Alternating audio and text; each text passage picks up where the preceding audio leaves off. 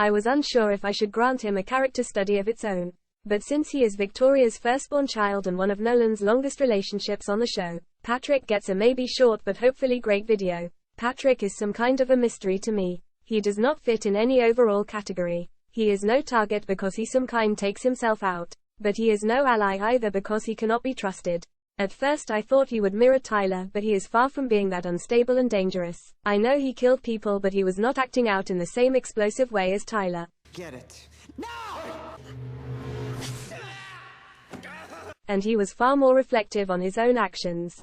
And the problem is, when someone hurts you, I become someone I barely recognize. Someone who will strike out to protect the one person I value most.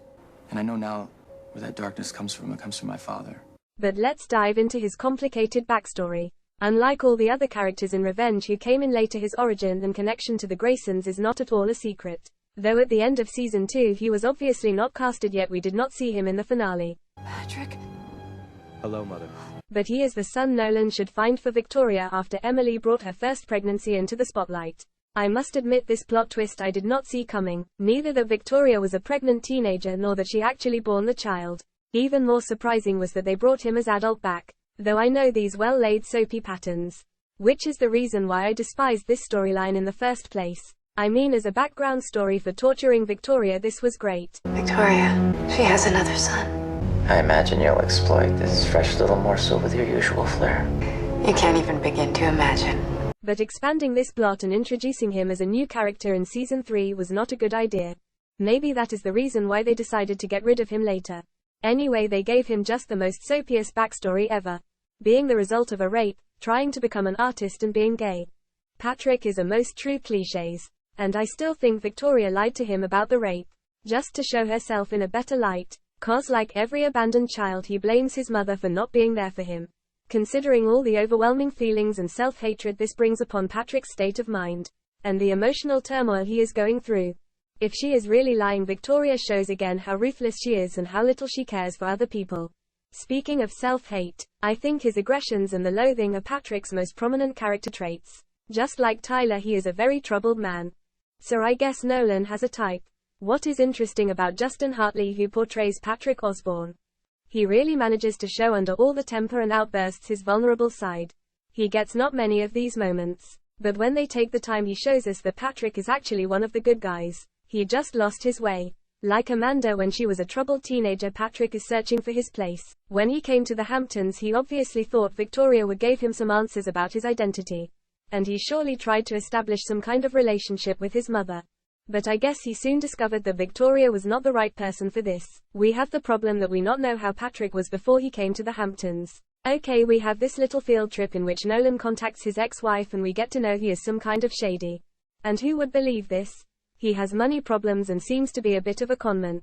Anyway, it is debatable if his anger issues just surfaced because of the ugly truth about his origin and Victoria's bad influence. Or if there is a deeper and bigger problem here dating back to his childhood. Either way, we can say that his relationship with Victoria becomes very unhealthy and obsessive both ways. Sure, they mirror in some kind Daniel's relationship with Victoria. Cause Patrick is relentlessly defending her. Despite better knowledge. Points with mommy. You got no idea what she's been through, so stop attacking her. Or what? However, his biggest conflict and issue he shares with Nolan. They both are caught between the war of Emily and Victoria. Life has gotten suddenly complicated. If we had met in another place, had different friends, different mothers. Nolan, we talked about this, right? We agreed we weren't going to let Victoria and Emily come between us. Turns out it's not that easy. Nolan on Emily's side and Patrick on his mother's side. Again, a mirror to Daniel's problem, who always had to play the mediator between his fiancée and his mother. Speaking of Nolan, he and Victoria are the most important relationships in Patrick's life. As long as he is staying in the Hamptons, of course. It seems as if the conflict with Emily and the two other Grayson children are merely there to be checked off the list. We have Charlotte trying to scare him away because she thinks Conrad would be hurt by his presence. And if she doesn't, I will. Yet it seems that Conrad does not give a damn about him. And Daniel seems to care even less. Maybe because he is so occupied with himself, Emily, the wedding and his magazine that he just has no space left to worry about how this might affect him or his relationship to his mother. He might be even thankful for that distraction. Because meanwhile Victoria is occupied with her other child, she may be a little less concerned with Emily.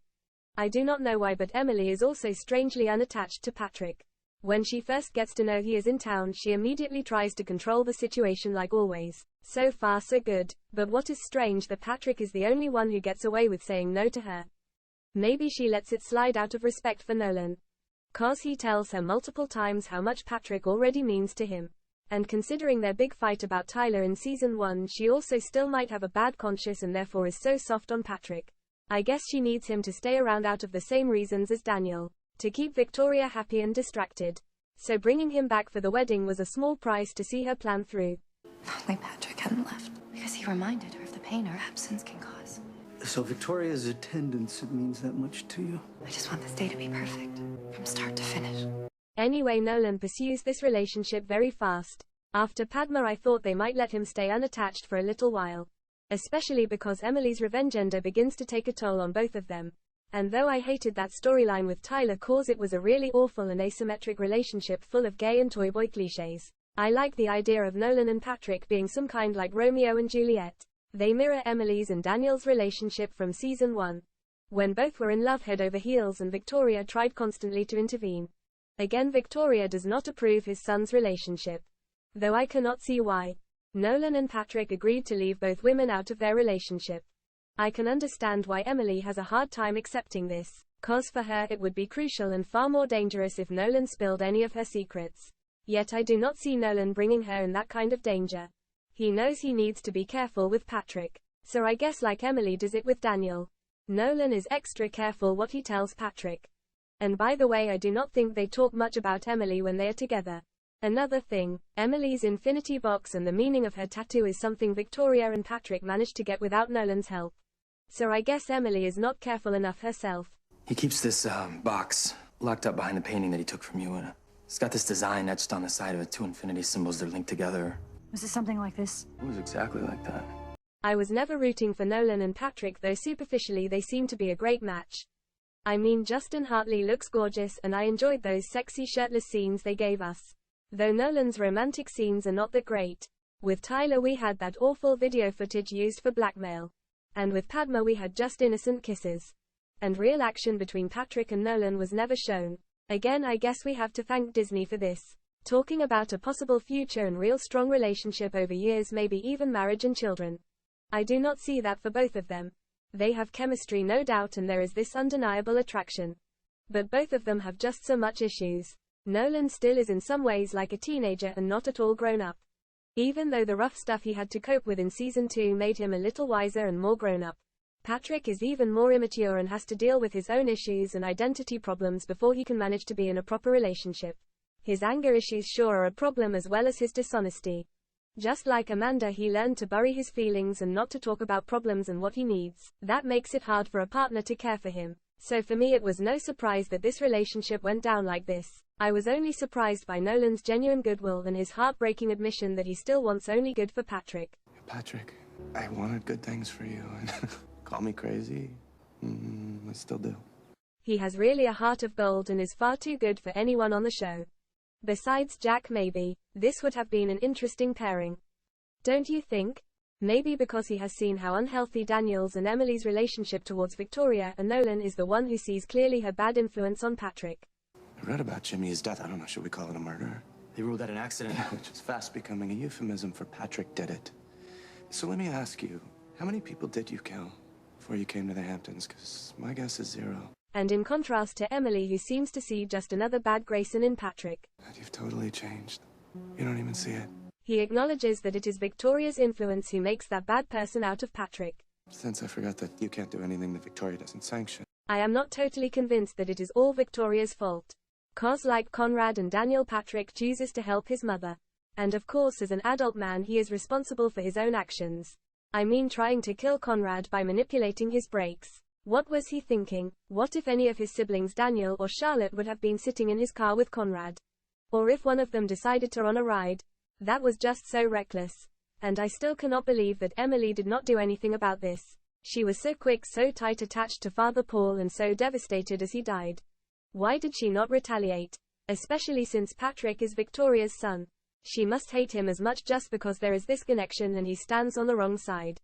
Later when he kills the second time for her, this was even worse. Because he had all the time in the world to call an ambulance and change his mind. And we are also talking about his father here. Rape or not, this man was the other half of his biological parents. Okay, Patrick had no doubt about what this man allegedly had done to his mother. But that gives him not the right to take justice into his own hands after all these years. And he was posing no threat. It was very unlikely that he would have tried to rape Victoria again. And in this situation, all he could do was insult her and maybe spill some secrets about young Vicky. I think this might be the real reason why Victoria wanted him dead, so he could not deconstruct the story she was spinning for Patrick, to keep him on her side. I see it like Emily once said, looks are always deceiving with Victoria and she manipulates everyone when it suits her. Lucky for Patrick that he got away from her.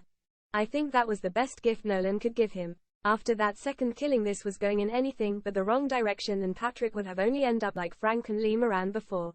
Being killed to tie up some loose ends or getting arrested. Like Charlotte and Daniel, who took a darker turn in season 1 and 4, Patrick is using extreme measures to help his mother and ensure her safety. Yet it is interesting that besides getting the Infinity Box from Nolan, Patrick is not part of Victoria's efforts to get Emily out of Daniel's and the Graysons' life in general. Maybe she already senses that Emily is more dangerous than her socialite facade lets on. And after knowing she is a grifter, she maybe thinks that she could handle her alone. Would have been interesting if Patrick would have gone after Emily and turned back on her radar. Definitely would have heightened conflicts with Nolan, cause protecting Patrick leads to my ultimate favorite fight scene of the two, in which Nolan is more candid than he ever was with Emily. How'd it go with Patrick? It's over. He's probably being chased out of town as we speak. Patrick is precious to her, which makes him invaluable to me. You had no right eliminating someone who was an asset to my plan. I've had no one else to talk to about the crap that I'm going through. I talked to you about Patrick. All you did was tell me to be rational. I can't turn off my emotions. I'm not a robot. I'm a human being. But Ems, all I have ever really wanted was friendship. Anyway, on Patrick's side, it is clear that he is trying desperately to uncover secrets of his past and maybe establish a relationship with his biological mother. I am willing to give Victoria at least credits that when he was showing on her doorstep, she thought she could make up at least one of her past mistakes.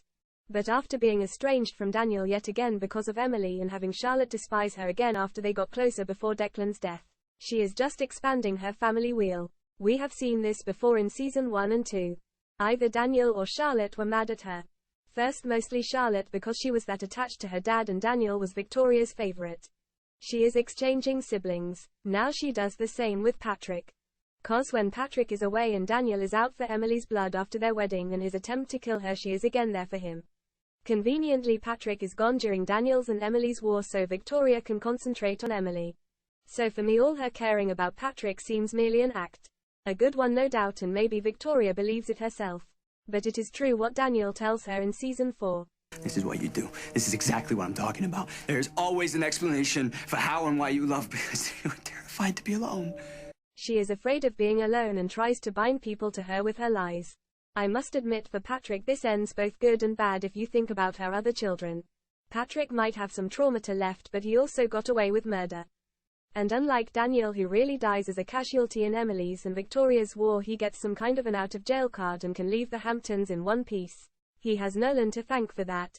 Since Patrick played such a big part in Nolan's life, his scenes with Patrick are my favorite. I also like his introduction scene in the first episode of season 3. When they fool us he could be Victoria's new toy boy. I mean, it would have made sense since she is just still married to Conrad for keeping up appearances until he resigns as governor and she can be free again. Though I must admit I was not fooled by this. But I like this creepy quality they gave their relationship right on. Cause unlike Daniel, who grew up under Victoria's eyes, Patrick could be Victoria's paramour. It seems to me as if Madeleine Stowe and Justin Hartley play around a little bit with this notion. Yet there is never an inappropriate scene between the two. But I always thought when Victoria controlled Daniel's relationships that there is something disturbing and unhealthy lurking behind it. Anyway, for me, even though Patrick was a vital part of some very important plot and side stories, he left not that big mark for me. He had no big scene with Emily and was just around as some kind of accessory for Victoria. So it is hard for me to sum up his story in some strong scenes. Many was happening off screen and talked about. Like him being responsible for Father Paul's death. Emily. His scene with Emily showed more her grief and he gave her room to acknowledge Father Paul, which was kind of him. Since he recognized her devastation. Sorry to hear that. Yeah, he was a good man. He was taken too soon. So I wouldn't find out what a monster he was? Or that I'm a child of rape? I'm gonna kill him. Patrick. strong was the arch about his father and how self-destructive Patrick has become in those few months he was under Victoria's influence. His behavior showed in a nutshell how much Victoria could destroy the life of her children. We are not guilty of anything, Patrick. What you did to protect me. Yeah, but still, standing there tonight watching my father die. What is wrong with us? We're victims of our world, and we can move on. I don't know if I can. You're going to get yourself killed. No, maybe I should. You don't honestly believe that. I don't know what I believe anymore. Don't let your rage consume you. It might be too late. If they gave Justin Hartley more interaction with other characters, mainly with Emily, I think it would have been interesting to have him stay around. But since season 3 was full of new characters like Margot and Pascal LaMarchal and Nolan's friend, Javier, they had just not enough space for him. At least the writers learned that from season 2. That you have to let go of characters before the show gets too crowded. So what do you think of Patrick Osbourne? Was he a great addition to the cast and you would have liked to keep me around for a little bit longer? Was he the best partner for Nolan? Or did you not miss him at all when he was gone? Let me know in the comments below.